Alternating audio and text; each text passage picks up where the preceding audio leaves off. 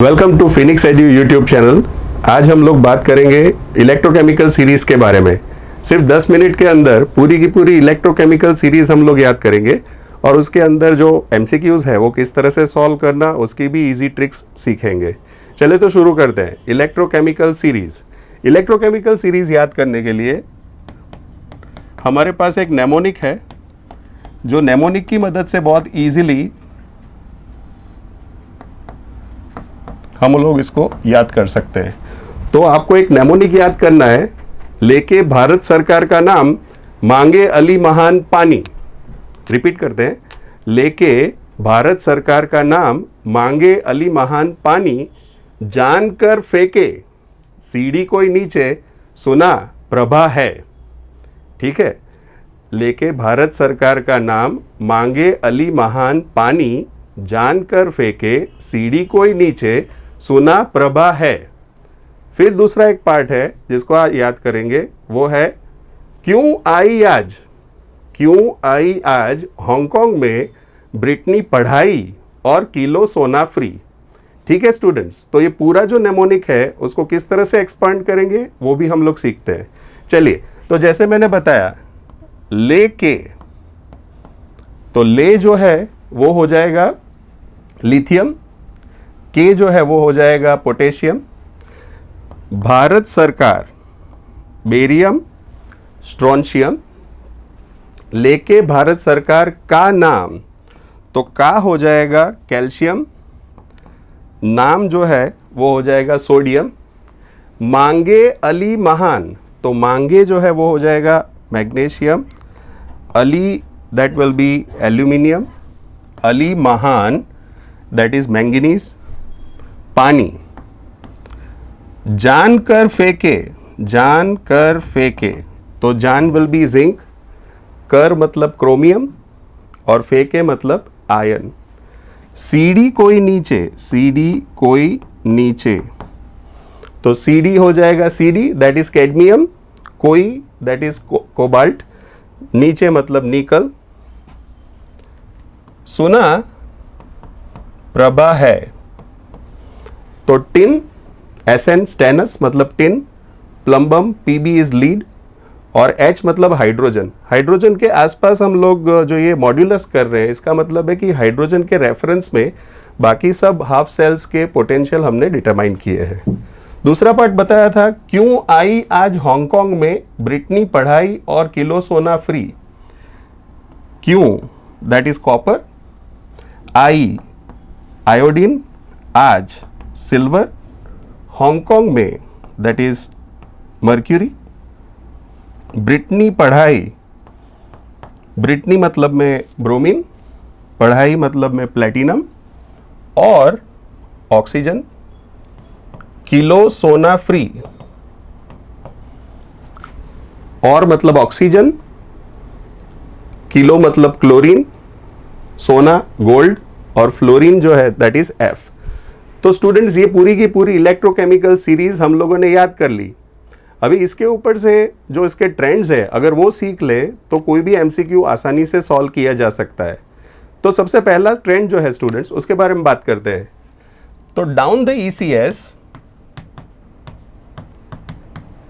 जैसे जैसे ईसीएस में टॉप टू बॉटम हम लोग चलते हैं तो क्या क्या ट्रेंड्स देखने को मिलेंगे। सबसे पहला ट्रेंड है students about standard reduction potential. तो standard reduction potential down the ECS बढ़ेगा। That means the values of standard reduction potential down the ECS are going to increase. तो अगर स्टूडेंट्स मान लो कि एग्जाम में ऐसा पूछा जाए कि which of the following shows the highest reduction potential, तो आपको समझना पड़ेगा कि जैसे जैसे ईसीएस में नीचे जाएंगे वैसे वैसे एसआरपी की वैल्यू जो है वो बढ़ती जाती है। एसआरपी को नॉर्मल टर्म्स में हम लोग इलेक्ट्रोड पोटेंशियल भी कह सकते हैं। तो इस तरह से हम याद कर सकते हैं इसको।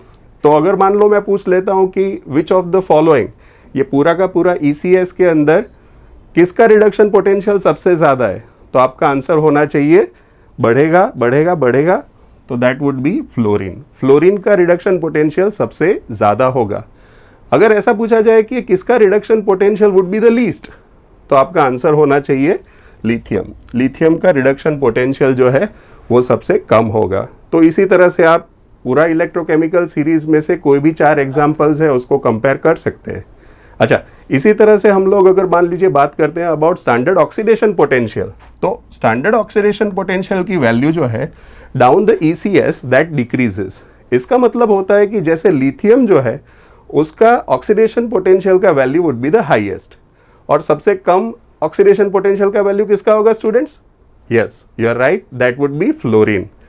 तो सबसे ज़्यादा लिथियम और सबसे कम फ्लोरीन का ऑक्सीडेशन पोटेंशियल का वैल्यू होगा। अच्छा स्टूडेंट्स, आप लोग जैसे जानते हैं कि अगर स्टैंडर्ड रिडक्शन पोटेंशियल की बात की जाए तो that is the tendency to undergo reduction. मतलब मान लीजिए कि सवाल इस तरह से है कि किसका रिड्यूस होने का टेंडेंसी, मतलब वो हाफ सेल का एलिमेंट खुद ही रिड्यूस होगा, तो सबसे ज़्यादा है, तो यू कैन अंडरस्टैंड जिसका SRP ज़्यादा होगा उसका टेंडेंसी टू अंडरगो रिडक्शन भी ज़्यादा होगा। मतलब में ये सारे जो एलिमेंट्स हैं जैसे जैसे नीचे जाएंगे हाफ सेल्स के अंदर वैसे वैसे उसका हाफ सेल का रिड्यूस होने का टेंडेंसी बढ़ता है। ठीक है। अच्छा, उसी तरह से SOP का मतलब होगा the tendency to undergo oxidation.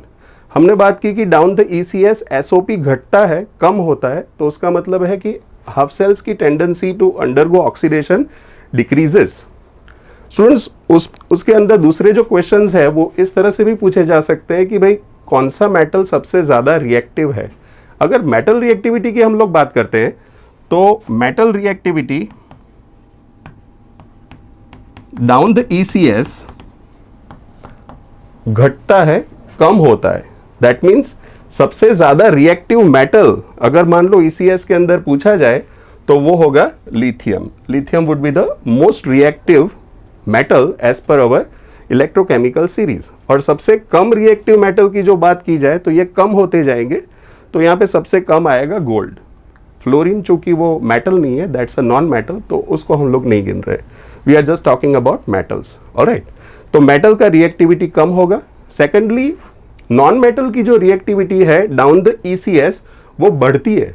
मतलब स्टूडेंट्स, जैसे जैसे हम लोग ECS में नीचे आएंगे वैसे वैसे नॉन मेटल की रिएक्टिविटी बढ़ेगी। That means non metal reactivity